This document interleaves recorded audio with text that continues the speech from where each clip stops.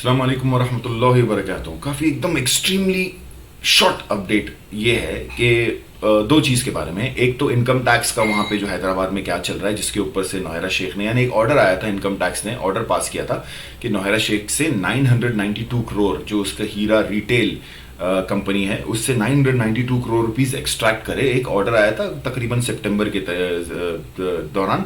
उसके ऊपर से नौहरा शेख ने तेलंगाना हाई कोर्ट में एक पिटीशन डाला और ये मांग की कि भाई मेरी वापस से फिर से सुनवाई की जाए और ये जो ऑर्डर अभी आया है कि जो मेरे को तकलीफ दे रही है उसको मेरे ऊपर से हटाया जाए। एक रिव्यू पिटीशन, यानी ये पिटीशन को रिव्यू करने का ये मांग किया है नौहरा शेख ने हैदराबाद हाई कोर्ट में, और वो रिव्यू पिटीशन नौहरा शेख का जो है वो पास हो गया है।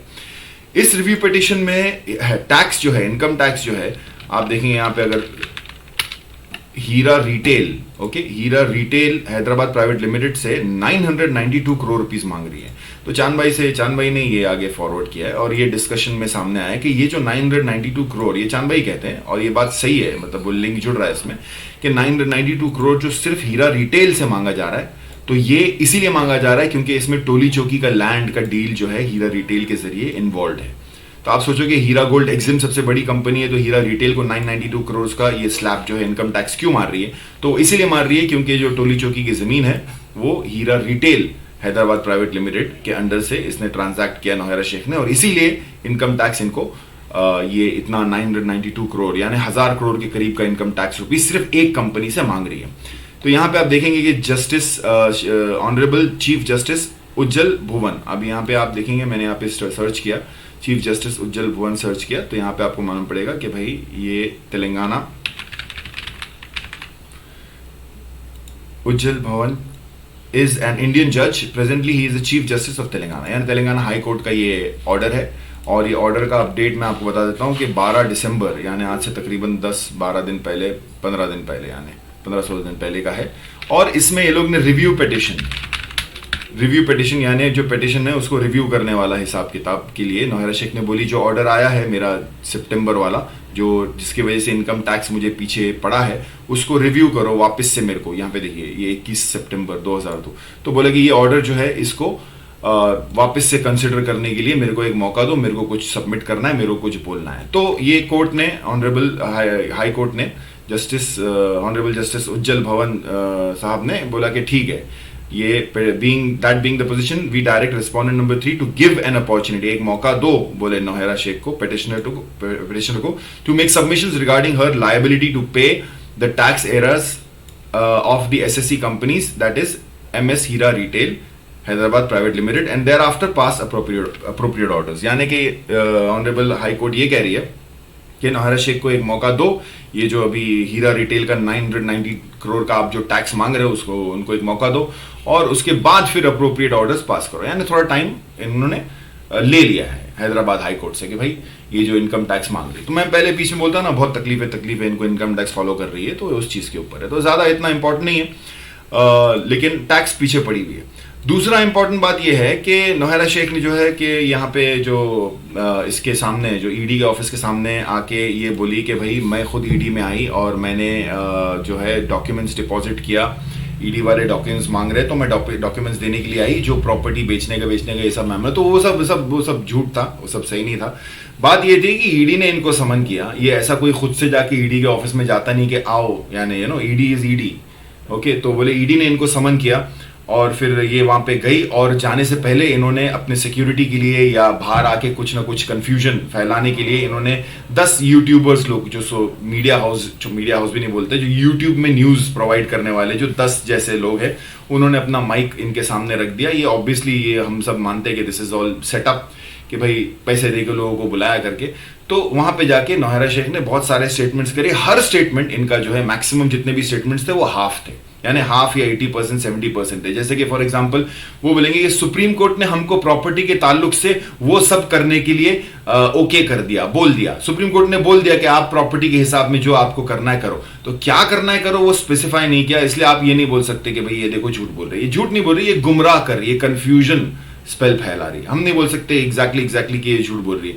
ये बोलेगी कि मैं ईडी के पास गई थी डॉक्यूमेंटेशन सबमिट करने के लिए, मैं अपने खुद से गई थी, तो आप कैसे साबित कर सकते हो? आपको एक आर्टिकल, जो न्यूज वाला आर्टिकल है, वो उसका वेट करना पड़ेगा। लेकिन न्यूज वाला आर्टिकल भी खुद इसके साथ ये जो इसका पूरा ये चीजें देख के कंफ्यूजन में आके कुछ ना कुछ यानी ऊपर नीचे ये हो जाएगा। अगर वो न्यूज वाला आदमी आके पूछता है, फॉर एग्जांपल सियासत डेली या गूगल या ये क्रॉनिकल, डेक्कन क्रॉनिकल वाला पूछता है कि भाई आपा क्या हुआ क्या नहीं हुआ, तो वो बोलेंगे भाई ऐसा हुआ कि मैंने इतना बड़ा एक डीडी दे दी, जैसे इसने अभी सियासत वाले को बोली थी कि पूरा एक डीडी डिमांड ड्राफ्ट जो है सुप्रीम कोर्ट में जमा कर दिया और सबका मैंने छुट्टा कर दिया, और अभी सुप्रीम कोर्ट ये बोल रही है कि ये सारे प्रॉपर्टीज जो है ये तुम हैंडल करो। अभी हैंडल करो का मतलब क्या है? हैंडल करो का ये मतलब नहीं है कि तुम बेच दो। ये बोली कि मैंने बोली हैंडल करो, मैं थोड़ी बोली कि सुप्रीम कोर्ट बोली कि बेच दो करके। हैंडल करो, सुप्रीम कोर्ट ने पूरा प्रॉपर्टी हमको हैंडल करने दिया। हैंडल का मतलब क्या है? यहाँ पे बेचना है नहीं। तो फिर आप कैसे बोल सकते हो कि भाई हम ये बोल रहे हैं कि हम प्रॉपर्टी बेचने का परमिशन दिया सुप्रीम कोर्ट ने? तो आधी बात, 80% ऑफ सेंटेंस। आप तो जानते हो ना कि जब भी उसको एक सेंटेंस पूरा करना है तो उसके पीछे 70-80% में वो रुक जाती है, बोलते ये ऐसा करके रुक जाती है, क्योंकि पूरा कंप्लीट करेगी तो फंस जाएगी, इसलिए कभी कोई कंप्लीट करती नहीं है। इसीलिए आप बोल भी नहीं सकते हो डायरेक्ट कि ये झूठ बोल रही है, आप ये बोल सकते हो कि भाई ये गुमराह कर रही है। तो सियासत वालों को किस तरीके से गुमराह करी सियासत डेली न्यूज़पेपर वालों को, वो मैं आपको यहां पे पढ़ के सुनाता हूं। छोटे मोटे चीजें हैं तो इसमें एक दो चीजें शॉकिंग भी है, लेकिन पढ़ लेते हैं। यहां पे ये कह रही है कि हीरा group MD Nohera Sheikh appears before ED. Okay, Nohera Sheikh alleged that false cases were filed against her during political pressure and added that she was arrested within 3 days of announcing her political outfit. यानी नोहेरा शेख यहाँ पे ये कह रही है कि जब मैंने अनाउंस किया कि मैं पॉलिटिक्स में जा रही हूं, उसके 3 दिन के अंदर, सिर्फ मेरे अनाउंसमेंट के 3 दिन के अंदर मेरे को अरेस्ट किया गया। तो अभी ये देखिए, ये तो साफ साफ एकदम पता चल रहा है कि झूठ है, कि क्योंकि नोहेरा शेख को अरेस्ट किया अक्टूबर 15, 2018 में, और ये पॉलिटिक्स के इसके पूरे जो जलसे हैं 6 महीना 8 महीना के, ये हम जनवरी से ही देख रहे हैं। जनवरी फरवरी मार्च और अप्रैल मई जून जुलाई अगस्त सितंबर अक्टूबर, यानी ये पूरे टाइम में, इससे पहले ये इलेक्शन में लड़ी कर्नाटका जाके। कर्नाटका इलेक्शन ही मई 2018 का था, तो मई 2018 में ये पूरा लड़ी, और उसके बाद ये सब पूरा हमने देखा, ये हारी, इसको 1% वोट मिला, और उसके बाद ये भागी इधर उधर, ये दिल्ली से पकड़ी गई जब ये बाहर फरार होने वाली थी, ऐसा लोग कहते हैं, और उसके बाद इसको लाके इधर रखे। तो ये इसमें ये एक बात झूठ साबित हो जाता है क्लियरली कि यहाँ पे जो नोहेरा शेख बोलती है कि मैं 3 दिन arrested her due to political pressure and added that she was arrested within 3 days of announcing her political outfit. यानी इसने ये बोली कि मैं जो है MEP लॉन्च कर चुकी हूं, वो उसके बाद 3 दिन लॉन्च कर चुकी हूं बोलने के बाद 3 दिन में ये अरेस्ट हुई नोहेरा शेख।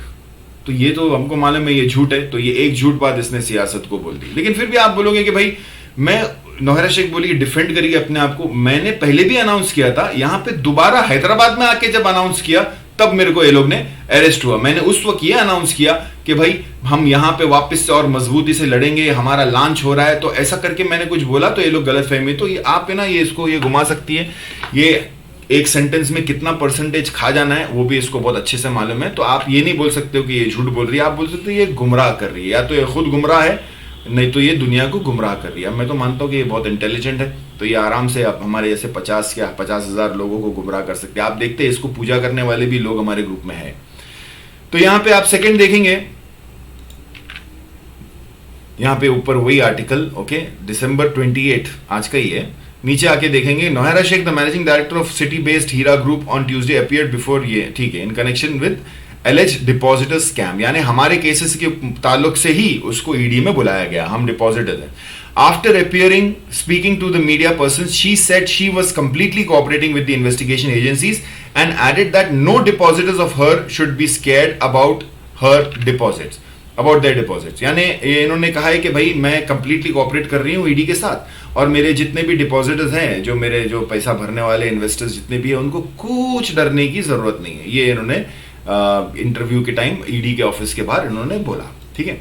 तो उसके बाद she reiterated that she was ready to double the investment of every investor and added that she had already deposited the money in the investors in the court concern in the form of a DD. यानी यहां पे नोहेरा शेख ये बोल रही है कि ये जितने भी इन्वेस्टर्स हैं जो मेरे से पैसा मांग रहे हैं, उनके लिए पूरा का पूरा मैंने एक डीडी जो है, डिमांड ड्राफ्ट जो है, वो सुप्रीम कोर्ट में मैंने जमा कर दिया है, या कोर्ट्स में जमा कर दिया है, या इनको मैंने दे दिया है, या मामला खत्म है, मेरा कोई लेना देना है नहीं, इस किस्म का इन्होंने यहाँ पे बोला। अब ये इस किस्म की झूठ ये क्यों बोल रही है, हमारे समझ में नहीं आ रहा है। हमारे समझ में आएगा भी तो हमको उसको समझाने का कोई इंटरेस्ट है नहीं, क्योंकि ये 70-80% वर्ड जो है वो खा जाती है, और उसके ऊपर से कोई मतलब निकालना कोई मतलब नहीं, और बोलना कि नौहरा शेख झूठ बोल रही है, नहीं नहीं नहीं, ये खुद कंफ्यूजन स्टेट में है, इनकी लाइफ कंफ्यूज्ड है, और ये क्या बोलते क्या नहीं बोलते वो ना इनको खुद को समझ में आ रहा है और ना किसी और को कभी समझ में आएगा। इसलिए हम इसको तर्जुमा करके ये पता लगाने की कोशिश बिल्कुल नहीं कर रहे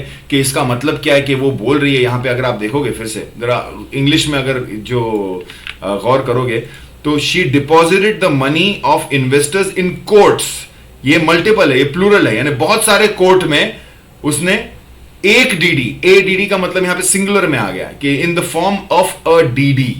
अब यार बहुत सारे कोर्ट्स में बहुत सारे डीडीज डाले तो इसका मतलब ये हो जाएगा कि जो फर्स्ट कंप्लेनेंट को जो उसने दिया वो उस बारे में बातचीत हो रहा है। लेकिन ये कंफ्यूजन है, ये अगर नॉर्मल आदमी जो ये केस को फॉलो नहीं कर रहा है वो यहां पे इस सेंटेंस को पढ़ के यही समझेगा कि अरे भाई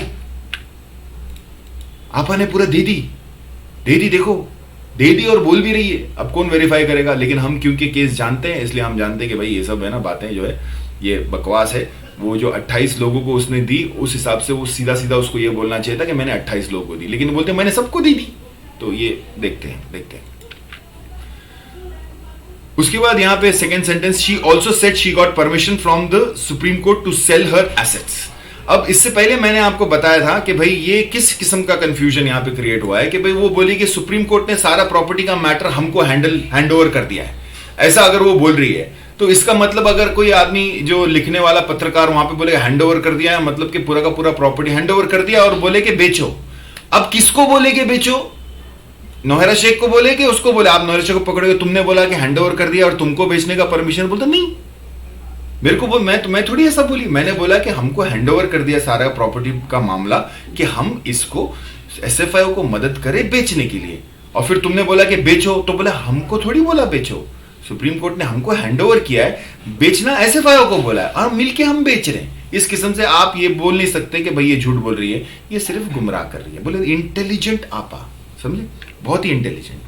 तो खैर यहाँ पे इसने बोल रही है कि यहाँ पे ये ऐसे सियासत वाले इसको बराबर से लिख नहीं पाए कि शी गॉट, ये यहाँ पे लोग ने ये लिख दिया कि she said she got permission from Supreme Court to sell her assets. Okay, she informed that through the though the ED investigation is underway, she had submitted the details of the money returned to the depositors so far. ये बोल रही है कि ED के investigation के under होने के बावजूद इन्होंने जितने डिपॉजिटर्स को, इन्वेस्टर्स को पैसा दिया, यानी जैसे कि नरगिस आपा, मरहूम नरगिस आपा को पैसा दिया, अपने जो जुबैर कुरैशी भाई जो इनको पैसा दे दिया, और बहुत सारे हमारे सलमा आपा जो है दूसरी है एक जो एकदम डायनामिक है, सबको गाली दे के किधर से भी भगा सकती है, वैसे एक आपा है, उनको पैसा दे दिया। तो इन सब लोग को पैसा दे दिया, हमारे नबी अवती भाई को पैसा दे दिया, तो इनको पैसा दे दिया, वो बोलते मैंने दे दिया और मैंने उसका सबूत जो है वो सुप्रीम कोर्ट में सबमिट भी कर दिया। ठीक है, तो हमें इस बात की बहुत खुशी है। She said she would continue to do her business with the interest, बोलती बिजनेस ये करूंगी, मैं गोल्ड कॉइन बेचूंगी और मैं डिजिटल गोल्ड करूंगी, कंटिन्यू करूंगी, मुझे कोई नहीं रोक सकता। ठीक है।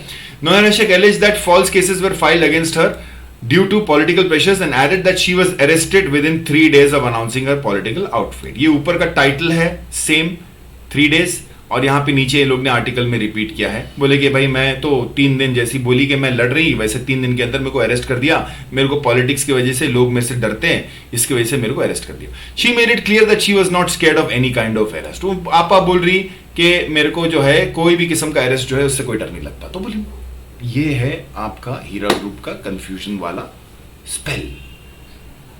अब जो हमारे में से जो 8,300 लोग हैं उसमें से मेरे ख्याल से मुश्किल से 200 लोग को ये बात समझ में आएगी जो मैं आज ये कह रहा हूं।